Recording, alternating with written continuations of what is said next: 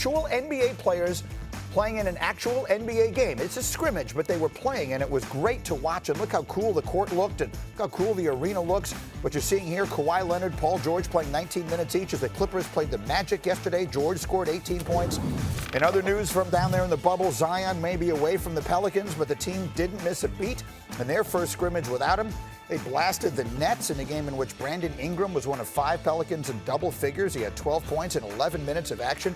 I continue to say the court just looks outstanding. The most interesting story of the night was that guy.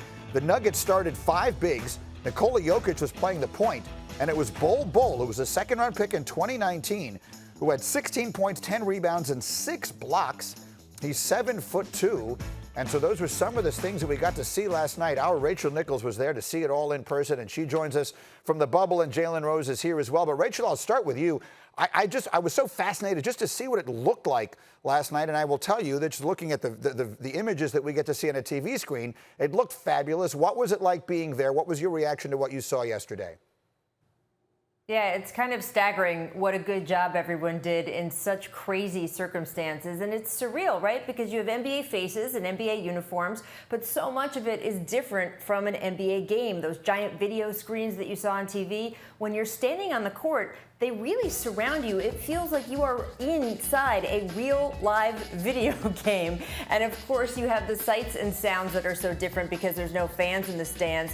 They tried to really give it energy with some music, some announcers. You did have those quiet periods, though, where you not only heard the squeak of all the sneakers, but let's just say, Greeny, that I was 3 or 4 rows up from the court and I heard some very, we'll call them animated discussions, some real feelings getting out after some fouls between some players. But it also gives the coaches so much freedom. I heard you talking to Michael Kay in a previous segment about, hey, it's a pandemic. Everyone's just trying everything. And that's how we got that lineup you mentioned from the Nuggets. It basically looked like a group of circus performers on stilts. It was so tall. You had Bol Bol at 7'2" playing small forward. And as someone who grew up in the D.C. area and had a poster of Manute Ball and Spud Webb on her wall, it was a lovely moment for me. I was really, really happy to see, after all that kid has been through with the injuries and everything else, for him to come through with such an impressive NBA debut. Yeah, let's see what he's able to bring as his career develops. But Jalen, I really want to just start with that. What did you think of what it looks like? And sort of put yourself into the mindset of a player. How do you think it will affect the players, the differences that Rachel is talking about? Here's the thing that's going to affect the players the best, and it's going to play out in their performance out on the floor. As a professional athlete and as an adult with responsibilities and professions, regardless to what you do for a living, each of us has distractions. And as an NBA player, you don't have to travel, and everyone loves their family, but you're away from your family. This is an adult AAU with multi-millionaires that get to focus solely on their craft.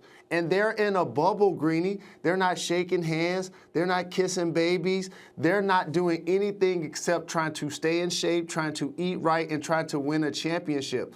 Therefore, yeah, it's going to be fast, it's going to be sloppy, and it's going to be unorthodox in a lot of manners.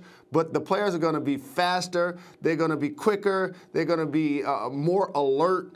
And I think that's going to create a better atmosphere for basketball for us to enjoy, to see how we get towards a champion. Rachel, one of the teams that everyone has had their eye on all year long has been the Clippers, but we have seen multiple players now leaving the bubble. What do we know about their status and how we should expect that to impact a team that I think is most people's favorite?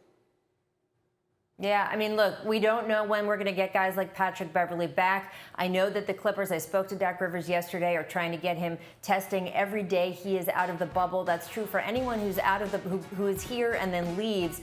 If the team is able to get those players tested every single day, they only have to quarantine for 4 days when they come back, assuming, of course, that all those tests end up negative. But they are in this for the long haul, Greeny. You mentioned them being title favorites. They feel like, yes, it would be nice to have everyone here right now, certainly with chemistry and all the other things that were an issue for this team right before the shutdown.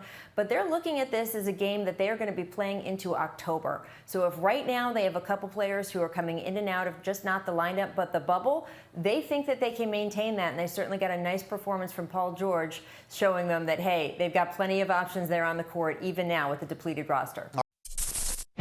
Thank you for watching ESPN on YouTube. For live streaming sports and premium content, subscribe to ESPN+.